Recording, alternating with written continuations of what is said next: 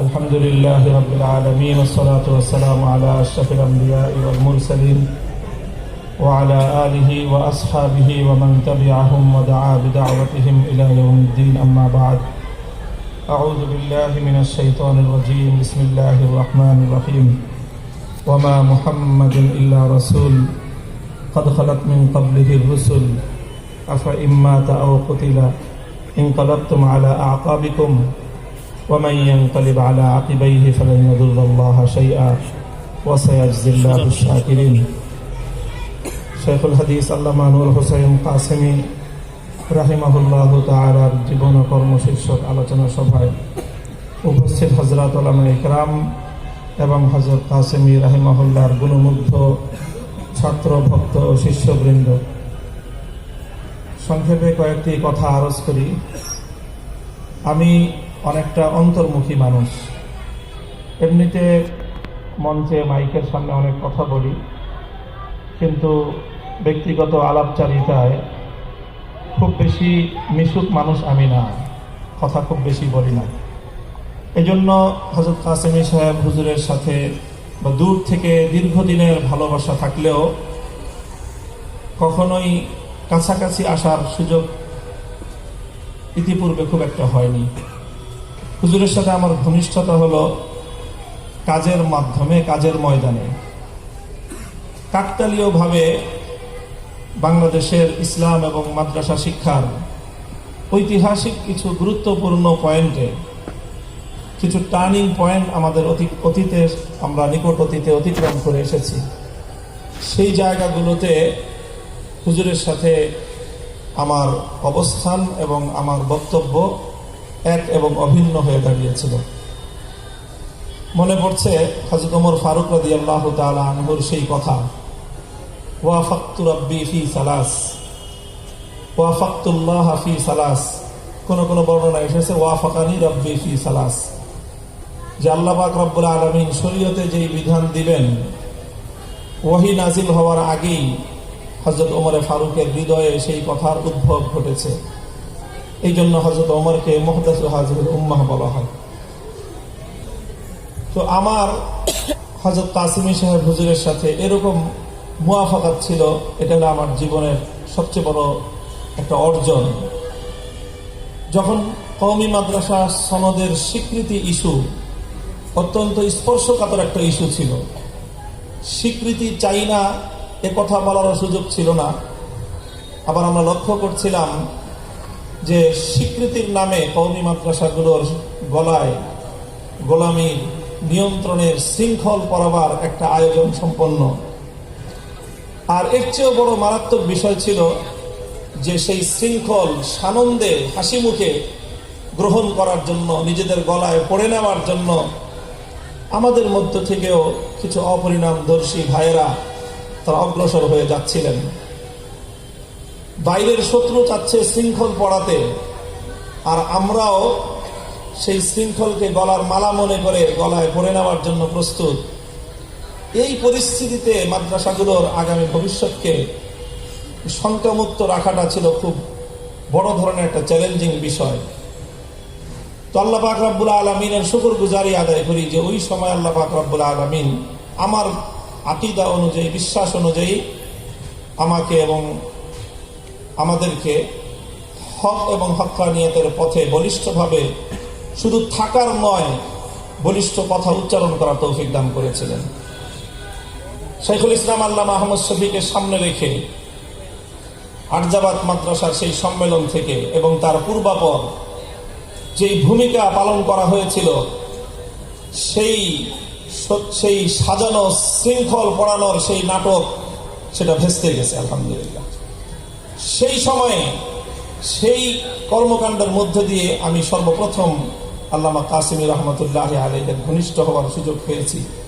এবং আমি অকপটে কথা বলি যে এই কঠিন একটা বিষয়, রাষ্ট্র সরকার যন্ত্রের চাওয়া পাওয়ার বিপরীতে মাদ্রাসাগুলোর আগামী দিনের অস্তিত্বকে সুসংরক্ষিত রাখার জন্য এক ধরনের ঝুঁকি নিয়ে গোটা বড় বড় শক্তির বিরুদ্ধে ময়দানে অবতীর্ণ হতে হয়েছিল যুদ্ধের জন্য।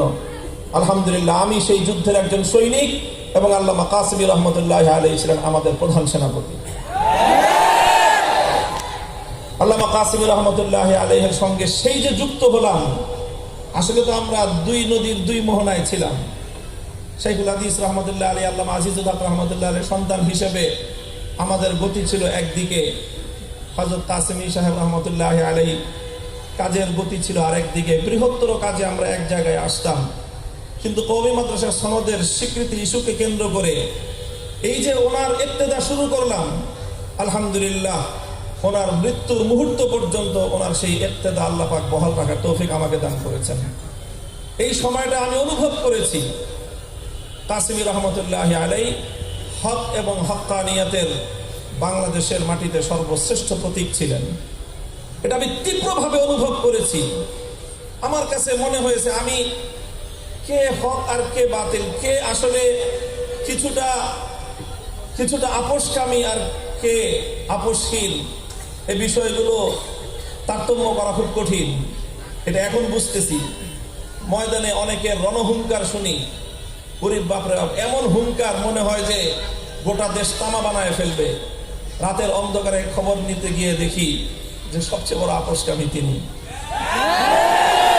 এই হলো যেই যুগ, সেই যুগে আসলে কে আপোষহীন আর কে আপোষকামী, এটা তারতম্য করাটা বড় কঠিন।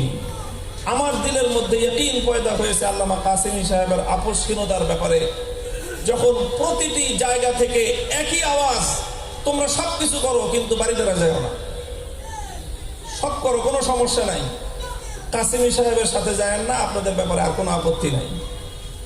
তো বুঝলাম যে বাতিল যখন সবচেয়ে বেশি ভয় করে, এই যে অচল একটা মানুষ হুইল চেয়ার ছাড়া চলতে পারে না, এই মানুষটাকে বাতিল যখন ইসলাম বিরোধী অপশক্তি, ইসলামের পথে অন্তরায় যারা, তারা যেহেতু ওনাকেই প্রধান প্রতিপক্ষ সাব্যস্ত করেছে, আমার দিল সাক্ষী দিয়েছে উনি হলেন বর্তমানে হকের সবচেয়ে বড় বার্তাবাহী। আলহামদুলিল্লাহ, বাড়িধারা মাদ্রাসায় দাঁড়ায় আছি। এই অ্যাসেটটার দাম হবে কমপক্ষে 100 কোটি টাকা। 100 কোটি টাকা হবে কমপক্ষে দাম বর্তমান বাজার মূল্যে। এই মাদ্রাসা হুজুরের কাছ থেকে হাতছাড়া হয়ে যাওয়ার অনেক সম্ভাবনা, অনেক আশঙ্কা সামনে এসেছে, যে কোনো মুহূর্তে হাতছাড়া হয়ে যেতে পারে। আমরা উদ্বিগ্ন যে বাড়িধারা যদি হুজুরের হাতছাড়া হয়ে যায় তাহলে কেমন হবে। হুজুরের কাছে এসে যখন আমরা বলেছি, মনে হলো নাকের উপর মাছি বসলে যেরকম হাত দিয়ে উড়িয়ে দেওয়া হয়। হুজুর বলেছেন, আরে আল্লাহর দ্বীনের পক্ষে হক কথা বলতে গিয়ে, হক কথা থাকতে গিয়ে বাড়িধারা কেন, এর চেয়েও 100-9,000 কোটি টাকার সম্পদ যদি হাতছাড়া হয়, নূর হোসেন কাসেমী বাতিলের সঙ্গে আপোষ করতে প্রস্তুত নন। ইয়াকিন হয়েছে, আমি ওনার হক্কানিয়াত ওনার কাছে এসে বুঝি নাই, ওনার শত্রুর দুয়ারে গিয়ে আমি বুঝেছি, বাতিলের কাছ থেকে বুঝেছি যে এই সময়ে হকের ঝান্ডা আল্লামা কাসেমীর হাতে। মুহতারাম হাজিরিন, কথা তো আসলে লম্বা করার অবকাশ নেই। আকরাবের উলামায়ে কেরাম সকলেই বসা। সংক্ষেপে আর 3টি কথা বলে আলোচনা শেষ করছি। হযরতের কাছ থেকে আমি 3টি মূল নীতি আমি আমার জীবনের জন্য পাথেয় হিসেবে সংগ্রহ করেছি। ছাত্র বন্ধুরা, তোমাদের জন্য কথা 3টি কাজে লাগতে পারে এবং হয়তো তোমরা শুনেও থাকতে পারো। 3টির প্রথম কথা, হুজুর বারবার একটি কথা বলতেন। হুজুর তো আসলে আপাদমস্তক ইলমি মানুষ ছিলেন, ইলমি জওকের মানুষই ছিলেন এবং সারা জীবন ইলমি মেহনতেই করে গেছেন। সিয়াসত করতেন উনি। ওনার এই সিয়াসতটাও ছিল কেন? ক্ষমতা গ্রহণ করবার জন্য নয়। ওনার সিয়াসত কেন ছিল? ওনার রাজনৈতিক দর্শন। এক কথায় তিনি বলতেন যে এখন যদি আমরা সিয়াসতের ময়দানে নিজেদেরকে সংহত করতে না পারি, আগামী দিনে আমাদের মাদ্রাসাগুলো নিরাপদ থাকবে না। সিয়াসতকে উনি বলতেন এটা হলো আমাদের দিনী সমস্ত কাজ কারবার সহিভাবে পরিচালনা করবার পাহারাদারি। সিয়াসতের জায়গায় যদি আমরা পাহারাদারি করি, আমাদের মাদ্রাসাগুলোতে সহি তালিম চলবে। আমাদের সিয়াসি শক্তি যদি আমাদের মজবুত থাকে, আমাদের দাওয়াত এবং তাবলীগ সহিহ মানহাজের উপর চলবে।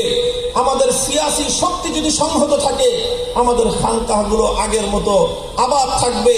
আর সিয়াসি ভাবে যদি আমরা শক্তিশালী হয়ে যাই, আমাদের মাদ্রাসাগুলোতে বাতিলের পাঠ্যসূচি পড়ানো হবে। আমরা যদি সিয়াসি ভাবে দুর্বল হয়ে যাই, আমাদের দাওয়াত সহিহ দ্বীনের দাওয়াত থাকবে না। এই দাওয়াতের মাধ্যমে বাতিল ছড়াবে।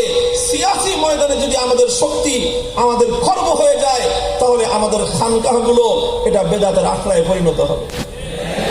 এটা ছিল আল্লামা কাসেমী রহমতুল্লাহি আলাইহির রাজনৈতিক দর্শন। রাজনীতির জন্য তিনি রাজনীতি করেননি, তিনি রাজনীতি করেছেন আল্লাহর দ্বীনের পাহারাদারি করবার জন্য। আমরাও রাজনীতি করি ক্ষমতার হালুয়া রুটি ভাগ বটোয়ারা করবার জন্য নয়। হাম ইস দিন কে পাসবান হ্যায়, আমরা রাজনীতি করব আল্লাহর দ্বীনের পাহারাদারি করবার জন্য।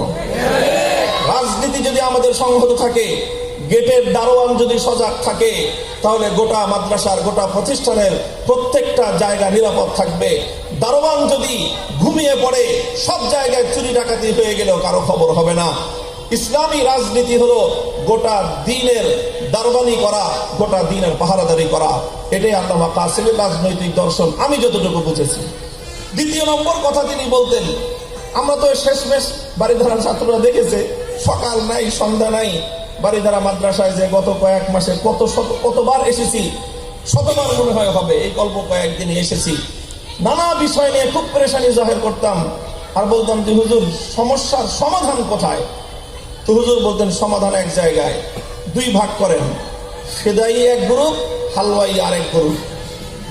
হালুয়া রুটি যারা খায় ওদেরকে আলাদা করেন, যারা রক্ত দেওয়ার জন্য, জীবন দেওয়ার জন্য প্রস্তুত, তাদেরকে নিয়ে আলাদা পথ চলেন। ফেদাই গ্রুপ, তারা সংখ্যায় নগণ্য হতে পারে, কিন্তু তাদেরকে দিয়েই ইনশাল্লাহ হকের ঝান্ডা সমুন্নত হবে। এই শিক্ষা অর্জন করেছি। ফেদাই এবং হালুয়াই কোনোদিন একত্রিত হতে পারে না। হুজুরের এই দুইটা ইস্তেলাহ, একটা হলো হালুয়াই গ্রুপ আর একটা হলো ফেদাই গ্রুপ। ইনশাআল্লাহ কাসেমী রহমতুল্লাহি আলাইহির আদর্শের অনুসারীরা শপথ নিয়ে বাড়িতে ফিরবে, জীবন যেতে পারে। আল্লাহর দ্বীনের প্রশ্নে কোনোদিন হালুয়াই গ্রুপে নাম লেখাবো না, কল্লা দিব ফেদাই গ্রুপেই থাকবো ইনশাআল্লাহ। আখেরি কথা, আরেকটা কথা, হুজুর তো আমরা অনেক বিষয় নিয়ে হুজুরের সাথে একটু আমাদের মত পার্থক্য হতো, সবাই সহ, আমরা একেবারে নাজমুল হাসান সাহেব হুজুর সহ। আমরা হুজুরকে বলতাম যে হুজুর এত বেশি ছাড় দিলে হয় না। তো হুজুর এই সমস্ত ক্ষেত্রে সর্বশেষ হাসি দিয়ে একটা কথা বলতেন যে মাওলানা সবর করেন। আমরা ধৈর্য ধারণ করতাম। আর হুজুর বলতেন যে দেখেন, যতদিন পর্যন্ত মুরব্বী আছে ততদিন পর্যন্ত মুরব্বীর কথাই মানতে হবে।